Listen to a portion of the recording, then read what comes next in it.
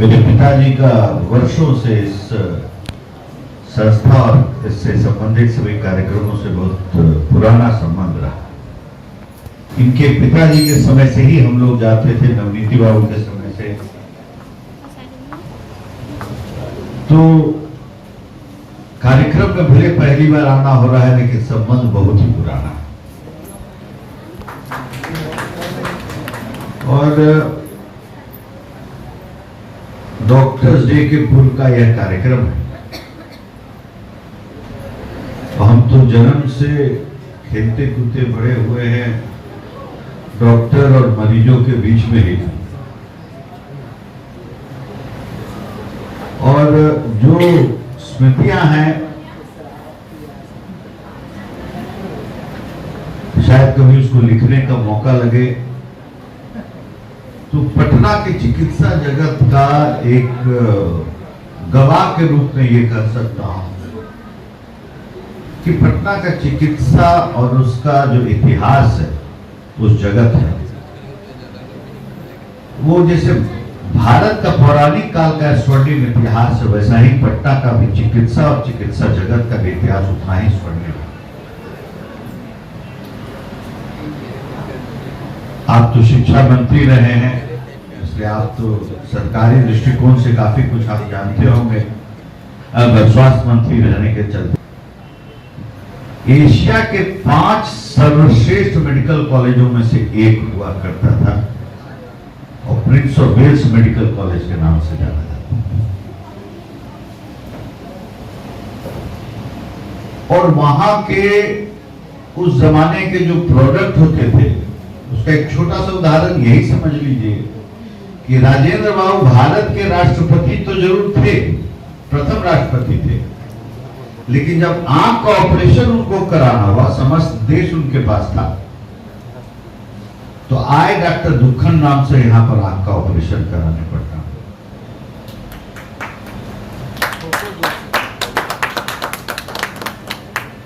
लोकनायक जयप्रकाश नारायण लोकनायक बन गए। आजाद भारत का लोकतांत्रिक इतिहास का एक नया अध्याय भी उनके नाम से जुड़ गया। लेकिन लोकनायक की एक छोटी सी कहानी बताऊंगा कि मैं बचपन में मखनिया कुआं में रहता था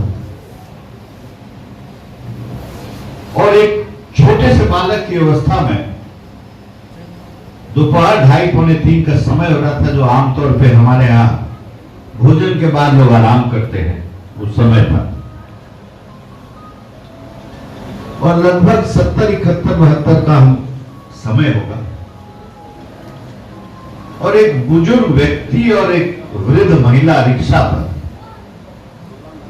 दोपहर में आए। माँ बाबू जी हमारे सोए हुए थे, पिताजी कॉलेज से आए थे, मेडिकल कॉलेज से। हम लोग भाई बहन खेल रहे थे अंगना में। तो दरवाजे पे कोई खटखटाया और एक बच्चा के जैसा हमको बड़ा उत्साह लगता था। पुराना जमाना का एक लोहा का कुंडली होता था, ऐसे लगता था, जिसको चढ़ाया जाता था। हम छोटा थे तो हमारा हाथ बड़ा खींचने के बाद पहुंचता था तो उससे छुड़ा पाते थे। तो मौके की तलाश में रहते थे कि कैसे हम ही जाके वो कुंडली उतारें। तो हम दौड़ते हुए गए, वो कुंडली खोले तो एक वृद्ध व्यक्ति खड़ा थे, कहे कि बउआ पिताजी कहाँ है? हम बोले अभी आराम करें, आप बाद में आइएगा, हम बंद करने लगे। तो कहे कि सुनो ना, जाके बोलो ना, एक नाम बोलो। बोला हमने नहीं, अभी तुरंत आए हैं, पूरा रूटीन हम बता दिए, एकदम बच्चा ऐसा, अभी कॉलेज से आए हैं, अभी कोई नहीं उठाएगा। तो कहे कि एक नाम खाली बोल देना, अब फिर जैसा कहेंगे बता देना। तो हम बहुत धर्म संकट में एक बच्चा के ऐसा फंसे। हमको डर तो ये था कि तो कहीं नींद टूटा तो डांट सुनेंगे। हिम्मत जुटा के गए। हम कहे कि एक बाबा और एक मामा आए हुए हैं, कोई कह रहे हैं कि नाम है, जाके बोलो कि जयप्रकाश नारायण है।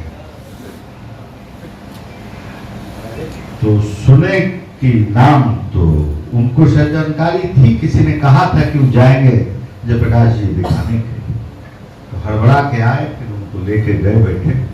और रिक्शा पे जो वृद्ध महिला बैठी हुई थी प्रभावती जी थी, तो दोनों लोग को लेके गए।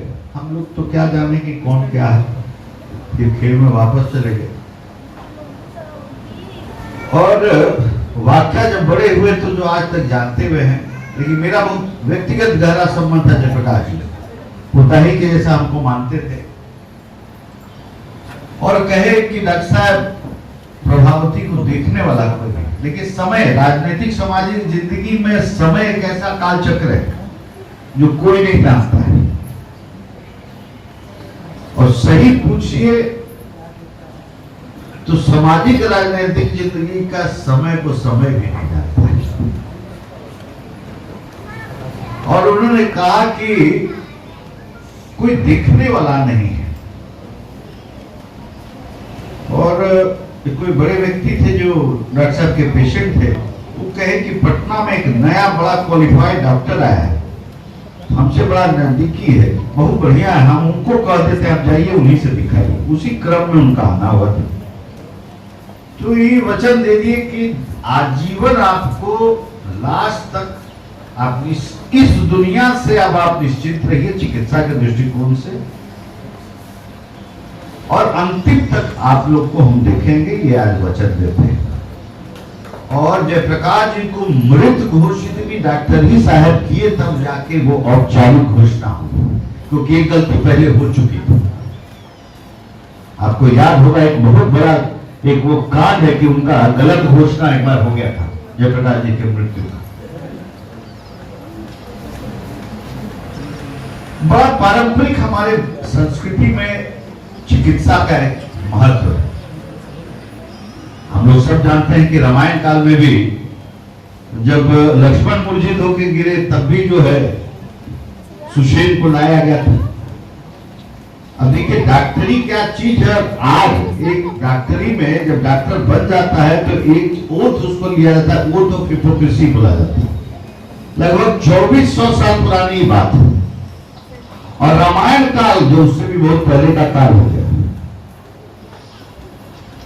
तो समांतर कहा है कि जब हनुमान जी उनको लाने गए और उठा के पूरा ले आए, तो प्रभु राम को देखे तो वो भी कहे कि प्रभु आप यहाँ हैं, लेकिन हम तो ठीक है, समझ गए कि इलाज की बात है, लेकिन कहे कि आपका युद्ध चल रहा है मेरे राजा से, यानी रावण से, और हमको यहाँ उपचार करना है, तो हम तो देशद्रोह में चले जाएंगे। कहते आपका कहना सही है। तो हनुमान जी को उन्होंने कहा कि इनको वापस ले जाके लंका पहुंचा के कि मेरा यहाँ आने का मकसद कोई देश या राजा या युद्ध यहाँ नहीं है। आज सुषेण को यहाँ पर हनुमान जी अगर लाए हैं तो एक चिकित्सक के नाते ना है, एक मरीज को देखने नाते। तो प्रथम दायित्व तो मेरा है कि मैं पहले मरीज के का उपचार करूं, जो है अन्य परिचय आता है। और तब उन्होंने इलाज शुरू किया। उसी क्रम में संजीवनी बूटी आया और एक इतिहास है, एक रचना।